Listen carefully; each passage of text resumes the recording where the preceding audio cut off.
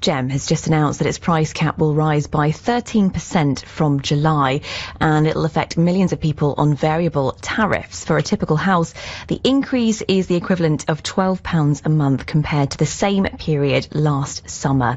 Ben Galizzi is an expert at Uswitch and joins us now. Hi, Ben. Hi there. So why are prices going up?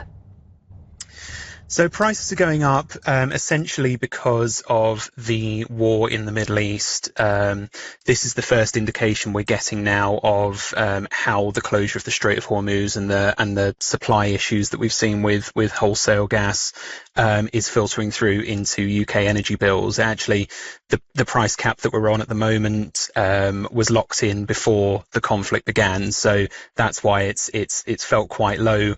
And it feels like it's going up quite a lot now because of that conflict now starting to be felt. Now, if there's a cap, surely all the companies will be hitting it. Won't they all charge the same? Well, yes, suppliers will generally price up or around the cap, but this does only affect customers on standard variable tariffs. I say only. That's about 60% of households across the UK are on standard variable tariffs. I think the key thing to remember with this significant rise is that even though we are those people on those tariffs are going to see their prices go up, there are actions they can take, which has not always been the case in the past. There are fixed deals available currently that you can switch to that represent a savings of around £200 to £250 against this cap that's due to come in July, which is really significant, so that you can actually just completely take this rise off the table if you take action. We don't know how long these very well priced deals are going to be available for, so it's a window of opportunity there. And I think it's also important to remember that it's likely that if the conflict continues, for the next couple of months, then the next price cap, when we're going into the winter and we're starting to use more energy, is going to be around this level or higher. So by locking in a deal now, you can really sort of make savings today, but also protect yourself for the duration of a fixed deal, which will be about 12 months and bring you into this time next year when things could look very different. Is it quite unusual then for deals like that to be available? It's not unusual, no. I mean, we've had these sort of high energy prices since about 2021. These sort of stemming from again supply issues due to the war in Ukraine.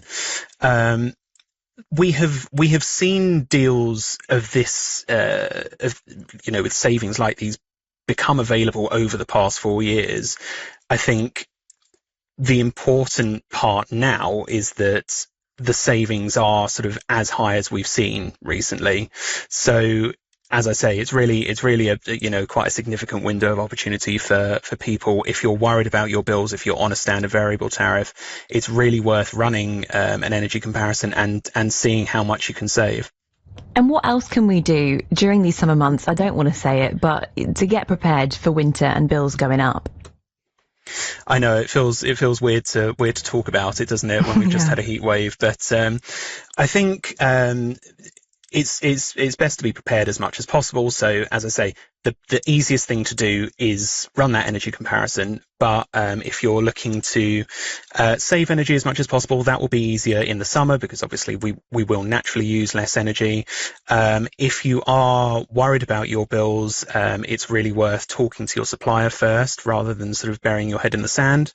They have funds and things like that are available for the most vulnerable households, and there are obviously other organisations like National Energy Action and Citizens Advice and so on that will give you advice and financial assistance in some cases as well.